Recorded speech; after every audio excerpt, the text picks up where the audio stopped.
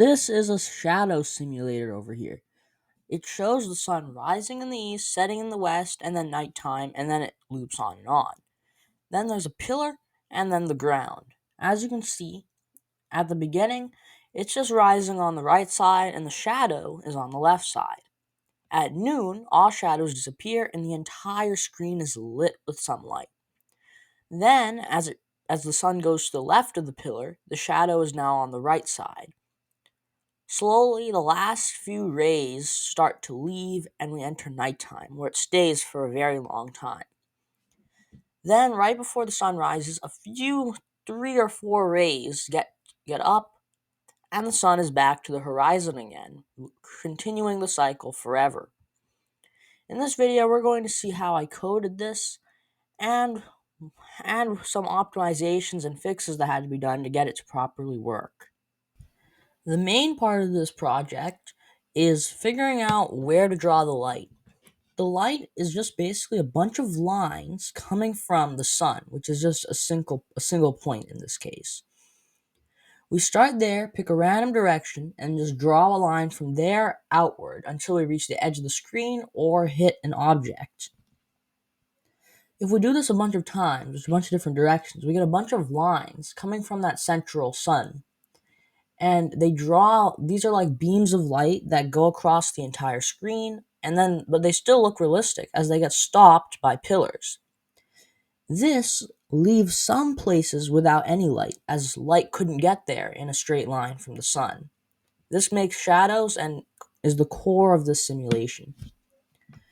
This diagram here shows that this is where the sun would be, and as you can see, we just fire a bunch of rays. All rays come from the sun and are from some straight line direction. Note that light does not curve or turn. It always travels in a straight line. At least in this simulation it does so. And you'd have many more rays than just 5. In my case, 720 rays are shot in a full 360-degree view of directions. Now, some of these lines, all of the lines will at some point be on the screen here because the sun is on screen. And some will hit the piece of terrain. Like this ray, it looks like it's headed for this pillar. This ray looks like it's headed for the ground.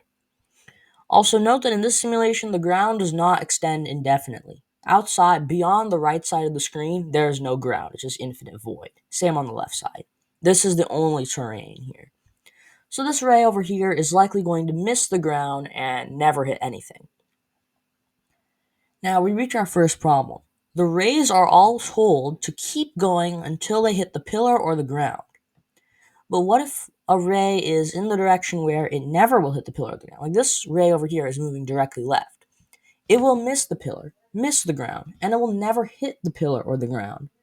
So this is going to crash the program because what it's doing every single frame is it's doing every single ray and telling each ray to keep going until it hits the pillar or ground. So we need to break out of this infinite loop.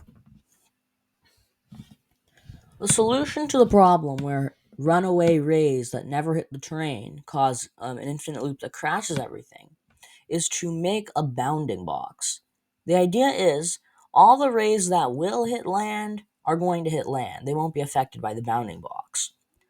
But runaway rays that are never going to hit land and just slow everything down to infinity, those will now eventually hit this bounding box where they are destroyed.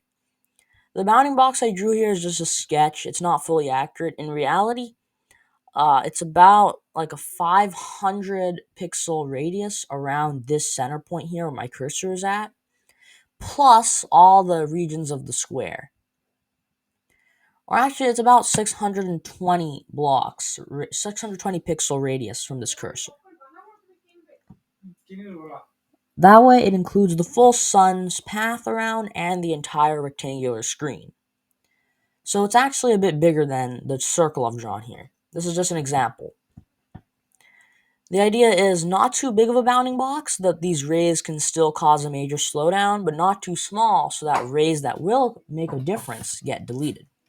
If the bounding box is too small, some rays will get deleted even if they're just about to hit the terrain, and some will get deleted when they could have reached the screen and made a difference, but they just got eaten by the bounding box. So Sizing the bounding box is a critical thing, and it turns out the best you can do is center the circle on this place at a radius of 603 pixels.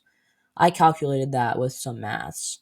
That's the best circle you can have as a bounding box. So now we fix the infinite loop problem. Every single ray that will hit the ground is going to hit the ground. Some rays never hit the ground, but they still draw stuff on screen before hitting a bounding box, and we have no infinite loops. But it's still, now at least the program doesn't crash, and it does run. But now we need the sun to orbit. The simple solution for that is to start out the sun at around over here. The sun's orbit is centered around this point here where my cursor's at. It starts 500 pixels to the right away from here. And the idea is it just orbits in a circle, meaning sometimes the sun will be below the screen, invisible. At direct sunrise and direct sunset, it'll also be outside the screen. But there's a small portion of time where it's visible here. Noon, it's also invisible, but you can sometimes see it in between the noon and sunrise and sunset. If the sun is off screen, it just does the same thing. You just won't see any of the rays until they reach the screen, if they ever reach the screen. So if a ray manages to collide over here, it's still outside the screen, so you won't see it. If a ray hits the bottom, again, you won't see it. But if a ray manages just barely to get into the screen, you'll see it on the screen. But there's still performance issues left. Each ray moves 1 pixel forward in whichever direction it's facing, at a time, just 1 pixel, all the way until it eventually hits the bounding box, the pillar, or the ground. The problem with that is moving 1 pixel at a time is really slow. You could up the speed to 4 pixels, but then it might get deeply nudged in. Like let's say our ray is right over here. Not quite at the pillar, but very close to it. From here, moving 4 steps could put it deeply nudged into the pillar, which makes the pillar look weird. You'll see there's a bunch of rays going like almost through the pillar if you set the speed up too high. This looks unnatural, so the solution is pretty simple actually. The idea is, when the ray is far away from the pillar or the ground, make it move faster. But then when it gets close to the pillar or the ground, slow down so that we don't nudge into the pillar. This makes it run at about 60 frames a second, which is very, very smooth and speedy.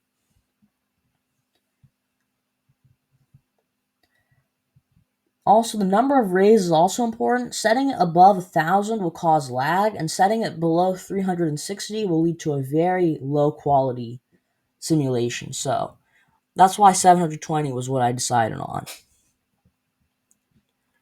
And yeah, that's about it. Bounding box, speed ups when the ray is really far from the pillar or the ground, and that creates our simulation running at full speed. Now let's go into the actual code. This is all the concept that there is. So now we're in the actual code. This is available at my GitHub as well. It'll be linked in the description of this video. So first we have the math library. It is actually, there's nothing really needed. Actually, no, the math library is needed, one, for the square root function. I know you can raise it to the power of a half, but the square root function is better. Then we have the value of pi, which you could encode in a variable manually, but still, it's useful. The main reason we need it is because of cosine and sine. What needs to be figured out is how much x and y, because every ray has a current position. To move the ray forward 1 step in whichever direction it's facing, we need to figure out how much to increment its x position and how much to increment its y position.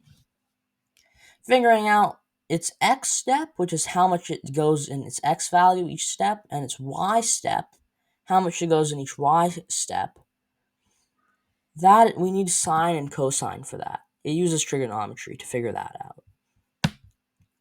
The time is actually used just for pacing the simulation. Like, if it's lagging, we don't want the sun to start moving slower. Then there's Pygame, which is how we display everything.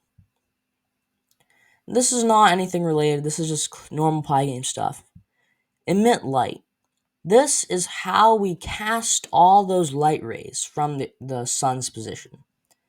This is just the sun's position. We need it as input. This is an adjustable variable.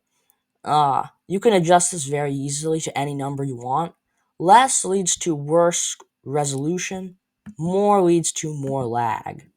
This is a nice happy medium that I figured out with enough testing.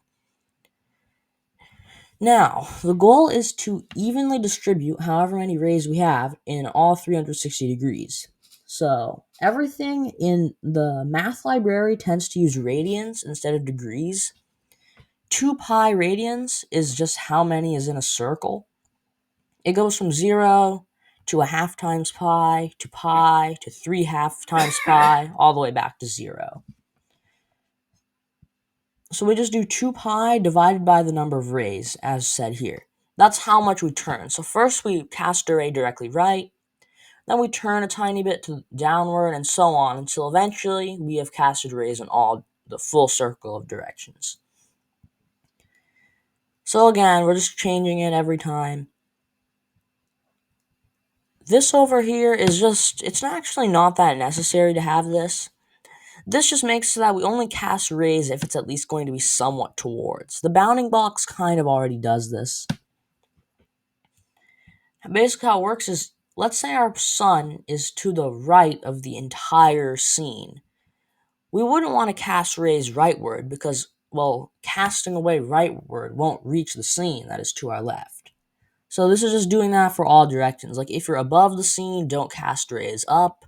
If you're to the left of the scene, don't cast rays to the more left. And if you're below the scene, don't cast rays downward. This just shows where to draw our line, so on and so forth. Now this is the speed up code. It's really, really big and hard to follow. What this effectively does is it figures out wherever our current ray is at, how far away are we from the pillar, the floor, and the edge of the screen. And it takes the smallest number out of all of those three.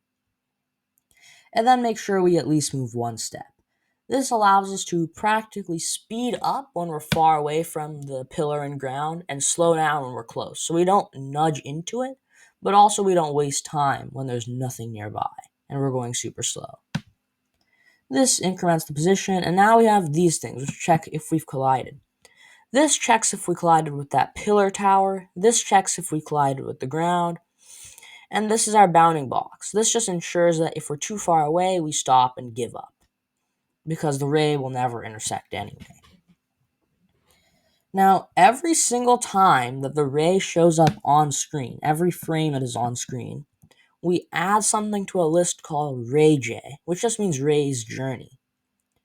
And if the ray was on screen for at least one frame, we draw a line from the start time when it was on the screen to the end time. This shows the entire ray's journey on our screen, if any. Now, by drawing a bunch of lines showing each ray's journey that reached our screen, we create a bunch of lines coming from our sun. This is the main loop. We just figure out where to place the sun at this current time, and then we draw the ground, pillar, and emit the light. This creates one frame, and we do this all 60 times per second. That's about it for this project. Thanks for watching, and be sure to like and subscribe for more coding videos.